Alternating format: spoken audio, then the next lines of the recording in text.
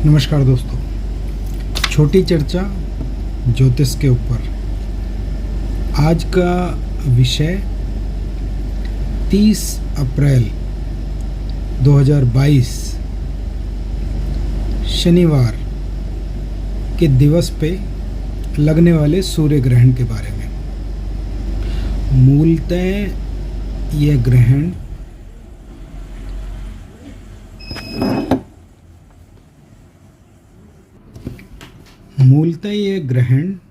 भारतवर्ष में नहीं लग रहा है, किंतु ऐसा देखा गया है कि संसार के अंदर कोई भी घटना किसी भी स्थान पर यदि होती है तो उसका आंशिक,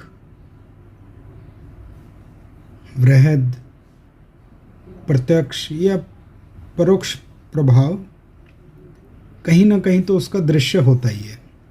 जैसे वर्तमान समय में अगर हम देखें तो दो देशों के मध्य में जो ये मतभेद चल रहे हैं, उसके कारण से पूरे संसार के अंदर जो ऊर्जा, तेल पदार्थ हैं, उनके मूल्यों में अत्यधिक ऊंचाई नीचाई देखी जा रही है। इसका अर्थ ये हुआ कि संसार में हर घटना वृहद रूप में या सूक्ष्म रूप में, प्रत्यक्ष रूप में या परोक्ष रूप में एक दूसरे को प्रभावित करती तो है। इसलिए यदि ये ग्रहण भारत में दृश्य नहीं भी हो रहा है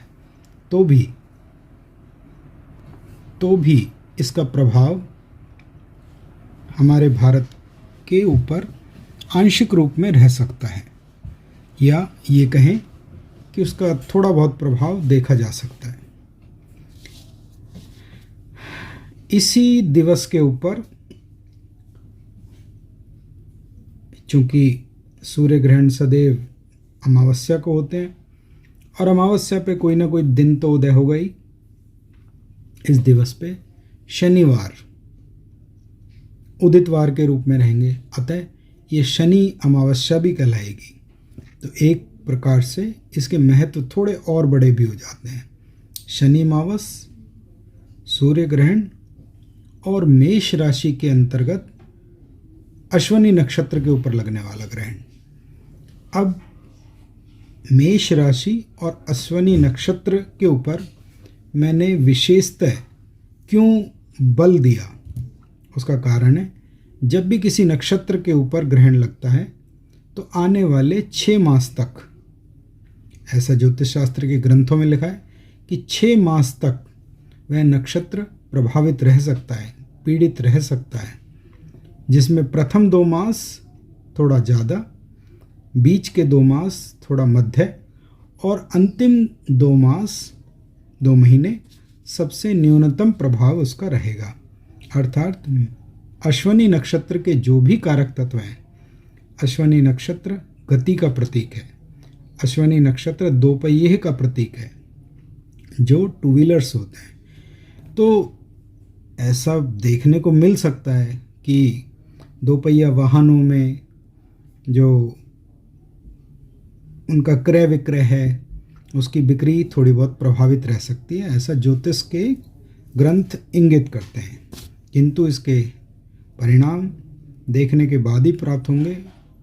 केवल और केवल एक ग्रहण के अनुसार ऐसा पूरे प्रकार से ये कह देना कि ऐसा ही होगा, अन्य कारण भी देख लेने चाहिए। यदि अश्विनी नक्षत्र के विंशोत्तरी दशा स्वामी अर्थात केतु यदि वर्तमान समय में कुंडली में बलवान अवस्था में है तो अश्विनी नक्षत्र के दुष्परिणाम या उसके ऊपर होने वाले न्यूनतम परिणाम थोड़े कम हो जाएंगे। इसी प्रकार से मेष राशि के अंतर्गत ग्रहण लगेंगे तो मेष राशि के कारक तत्व अगले 6 माह के लिए थोड़े थोड़े प्रभावित रहेंगे। प्रथम 2 माह अत्यधिक, बीच के 2 माह और कम, और अंतिम 2 माह उससे भी कम इसके असर देखने को मिलेंगे। ये बात हुई केवल इनके होने वाले प्रभावों के ऊपर।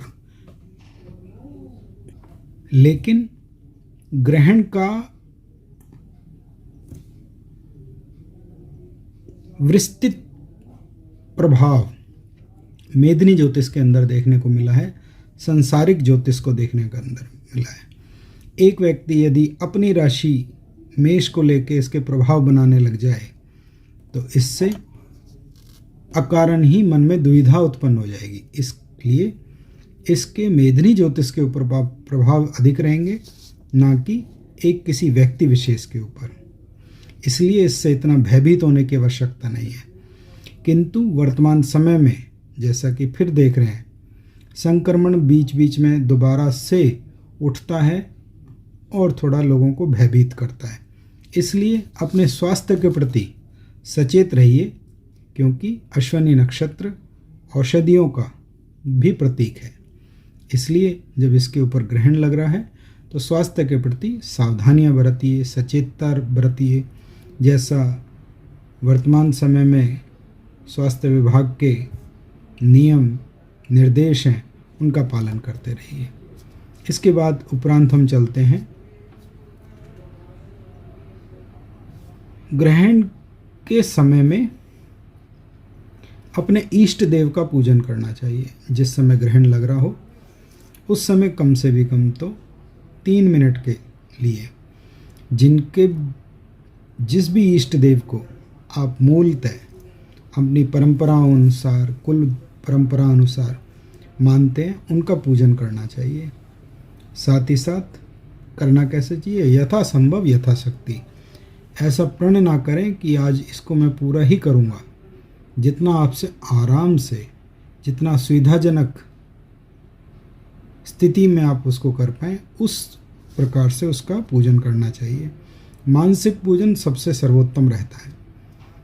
इसके उपरांत जब ग्रहण पूरा हो जाए, ग्रहण के उपरांत सामान्यतः ग्रहण का दान लेने के लिए जो याचक हैं, मांगने वाले हैं, जिनका जीवन यापन इन्हीं वस्तुओं के ऊपर, इन्हीं दान के ऊपर चल रहा है, उनको दान करना चाहिए।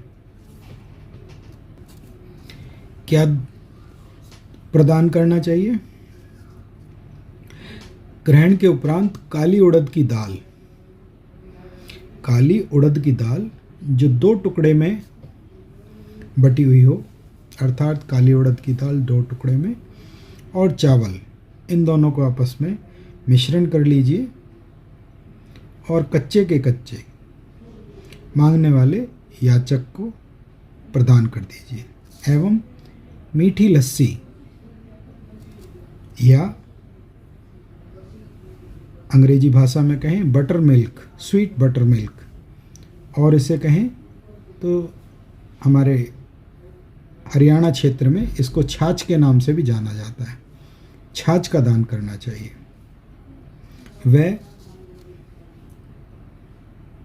यदि आपके पास ये दोनों ही वस्तुएं उपलब्ध ना हो तो अपनी यथाशक्ति, यथासंभव परिस्थिति के अनुसार धन का दान भी कर सकते हैं। अब ये ग्रहण किस लोगों को या किस राशि के ऊपर प्रभाव दे सकता है?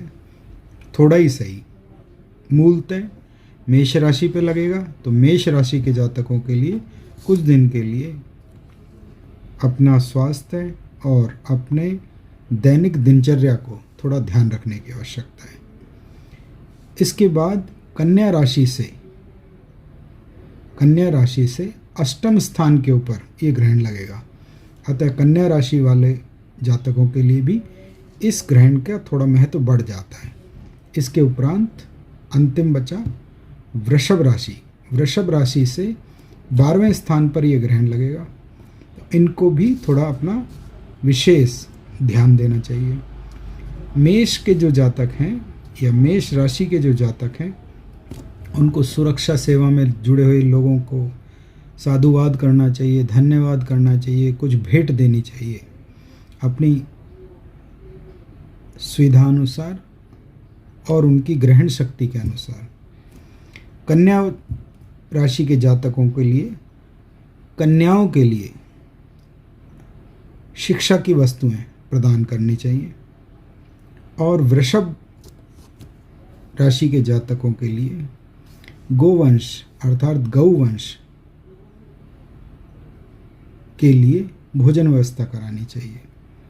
तो गाय को भोजन दीजिए, वृषभ को भोजन दीजिए, थोड़ा बच के दीजिए, आपको कोई चोट ना पहुंचा सके वो, उस प्रकार से उसको भोजन प्रदान कीजिए। इस प्रकार से इस ग्रहण का कोई भी नकारात्मक प्रभाव किसी के ऊपर भी ना पड़े, इसके बारे में एक छोटी संक्षिप्त चर्चा आप लोगों के साथ साझा करिए।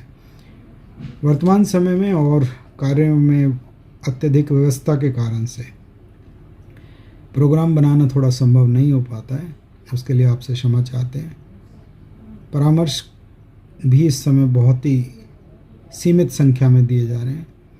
मेल एड्रेस नीचे प्रदान कर दिया जाएगा, आप चाहें तो मेल के माध्यम से अपने प्रश्न या अपना परामर्श के लिए मेल के माध्यम से संपर्क कर सकते हैं। धन्यवाद, अपना ध्यान रखिए। बहुत बहुत साधुवाद।